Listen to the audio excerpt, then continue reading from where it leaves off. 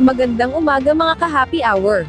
Narito ang mga balita para sa MBC TV Network News Update 9 AM edition. Kakulangan ng bumibiyaheng mga PUV, idinadaing ng mga pasahero.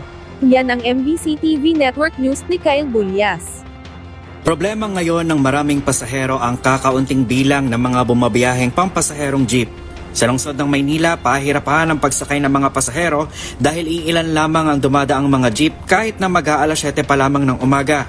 Pero kwento ng ilang tsuper, may mga jeep na galing Baclaran ang naiipit sa trapiko kaya hindi agad sila nakakabalik sa Maynila. Samantala, iba naman ang sitwasyon sa San Juan City. Sa pag-iikot ng DZRH News, mas marami pang mga bumabiyaheng jeep kaysa sa mga pasahero. Kabilang sa nakikitang dahilan dito ng mga driver ay ang pagsasara ng ilang industrial company kaya nabawasan ang bilang ng mga commuter sa lugar. Tungkol sir sa una-una, yung mga biyaheng Rosario, umiikot na sa amin papuntang Isin. Bali, nabawasan talaga kami ng pasahero sa kanya. Kaya medyo mahirap ang biyahe namin. Kasi maraming jeep dito kaysa pasahero. Oo. Eh paano siya nakita nyo? Taga-taga lang. Nakakaraos din kami kahit konti. Sa monitoring ng Land Transportation, Franchising and Regulatory Board, lumalabas na hindi tugma ang inire-report sa kanilang numero ng operating units sa bilang ng mga public utility vehicles sa mga kalsada. Sa kabila kasi ng maraming operator na nabigyan ng prangkisa, problema pa rin ng mga commuter ang mahabang waiting time.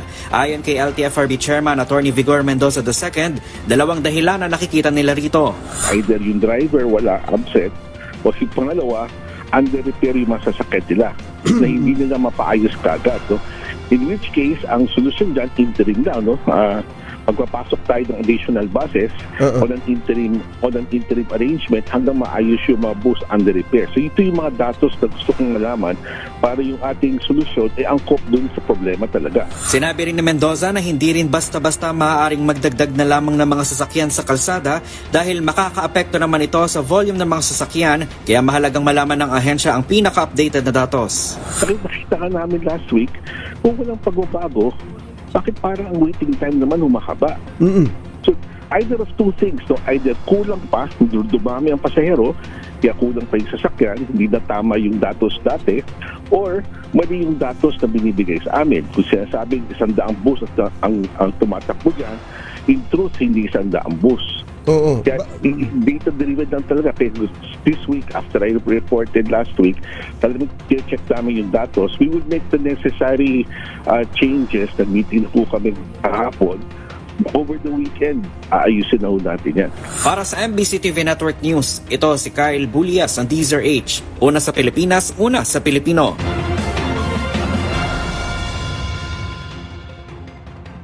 Samantala, panibagong oil price hike, epektibo ngayong araw. Magkakasabay na nagpatupad ng taas presyo ang mga kumpanya ng langis. Kaninang alas 6 ng umaga, nang ipinatupad ang dagdag na piso sa kada litro ng gasolina, habang mayroong 2 piso naman sa kada litro ng diesel, at ang kerosene ay mayroong pagtaas na 1 peso and 50 centavos sa kada litro. Itinuturing dahilan ng Department of Energy na ang dahilan ng taas presyo ay ang patuloy na tensyon na nararanasan sa Iran, kasama na rin na dahilan sa pagtaas ng presyo ng langis ay ang pagbaba na halaga ng piso kontra US dollar. At yan ang mga balita para sa MBC TV Network News Update 9 AM edition.